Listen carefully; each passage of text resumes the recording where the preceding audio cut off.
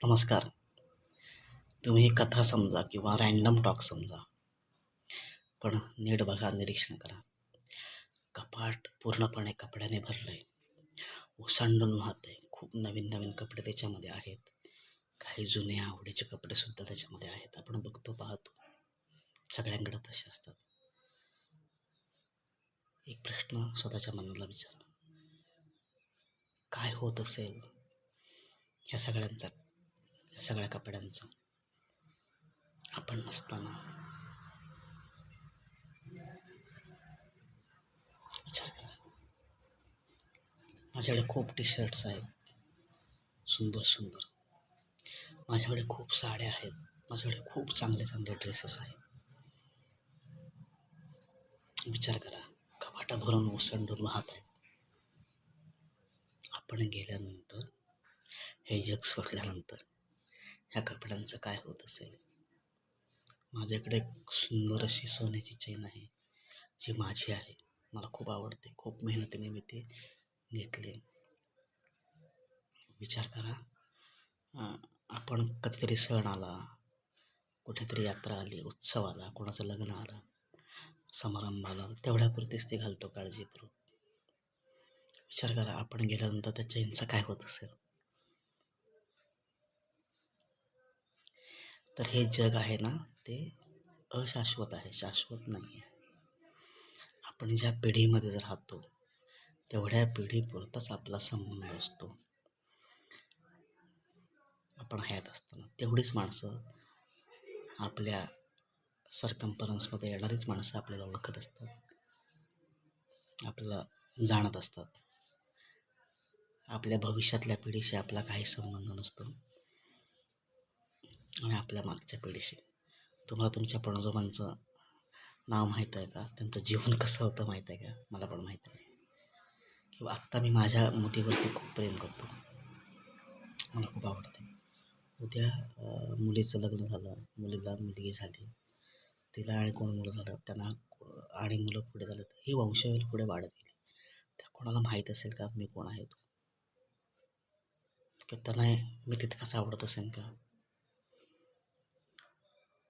जसं मी माझ्या मुलीला आवडतो, मे बी माझ्या मुलीच्या मुलांना मी आवडत असेल, माझ्या मुलाच्या मुलांना मी आवडत असेल आजोबा म्हणून.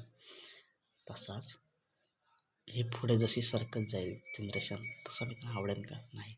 माझा संबंध तेवढ्याच पुरते आहे, माझ्या पिढीपुरता, माझ्या कालावधीपुरताच. जिथून आपण काय शिकलं पाहिजे? काही नाही. पद आहे, पैसा आहे, प्रतिष्ठा आहे, सन्मान आहे, हे कालातीत असे तात्पुरतं आहे. उदाहरणार्थ, अगदी लेटेस्टमध्ये परवाच मी बातमी ऐकली की पेपरने गाणं बंद केलं पाहिजे, असं एक कुठेतरी पोस्ट होती. शांतपणे विचार केला की नो डाऊट प्रत्येकाच्या इरामध्ये चांगले चांगली माणसं आहेत. असं कोणतरी किशोर कुमारला पण म्हणालं असेल, असं कोणतरी मोहम्मद रफीला पण म्हणालं असेल. आत्ताची जी यंग जनरेशन आहे, त्या लोकांना किती जणांना माहीत आहे की पंडित भीमसेन जोशी कोण आहेत, कुमार गंधर्व कोण आहेत? त्यांना माहीत पण नसेल. ते अतिशय जाणते आणि सर्वोत्कृष्ट आर्टिस्ट होते, गायक होते. पण त्यांच्या कालावधीमध्येच ते होते ना. जसा काळ पुढे सरकत जातो, तसं त्या काळामध्ये नवीन नवीन माणसं येत येतात, नवीन नवीन आवडी निर्माण होत येतात. आपण त्याचे नसतो साक्षीला त्या. मी आता हे का असं बोलतो रँडम, मला नाही माहिती. म्हणून पुन्हा त्या ओसंडून वाहणाऱ्या कपाटांमध्ये आपण येऊया. आपलं हे जग आहे, हे आपल्याला वापरासाठी आहे. सर्वोत्कृष्ट हवा घ्या, सर्वोत्कृष्ट सायकल असेल तुमच्याकडे तर प्रश्न विचारा, मी किती किती चालवली. उपभोग घ्या, सुंदर सुंदर कपडे असतील, वापरा. काही सण यायलाच पाहिजे, एखादा समारंभ यायलाच पाहिजे असं नाही.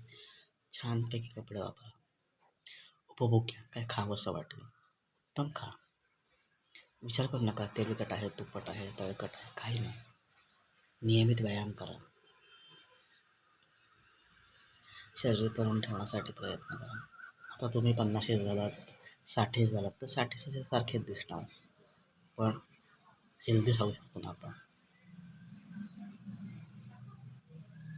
आणि पुस्तकं वाचा, नॉलेज मिळवा, आपल्याकडे असलेल्या वस्तूंचा उपभोग घ्या. तर तसंच पडून राहता कामा नये. आपल्याकडे कुठेतरी आपल्या मनामध्ये गिल्ट असता कामा नये की छे मी वापरलं नाही, हे राहूनच गेलं, हे फुकटच गेलं, हे वायाच गेलं. त्यावेळेला ह्या अशा सगळ्या वस्तू ज्या त्याही शाश्वत नाही आहेत, त्या आपण कशा वापरायच्या, त्यावेळेला स्वतःला प्रश्न विचारायचा की मी नसताना या वस्तूंचं काय होईल. सोन्याचे असतील तर त्या नातेवाईक वाटून घेतील, कपडे असतील तर आपल्यासोबत फेकून देतील. नीट विचार करा. कथा म्हणता येणार नाही, रॅन्डम टॉक आहे. आवडला तर बघा, विचार होईल याच्यामध्ये खूप चांगला. बाकी उत्तम नोकरी, उत्तम धंदा, पैसा, अर्थ या सगळ्या गोष्टीसुद्धा तात्पुरत्या आणि कृत्रिम आहेत. जर आपण त्यांचा उपभोग नाही घेतला तर आपल्या आवडत्या माणसांसोबत बोला, आवडत्या वस्तू वापरा, आवडते पदार्थ खा आणि आवडणारी मज्जा करा. धन्यवाद. Thank you very much. काळजी घ्या.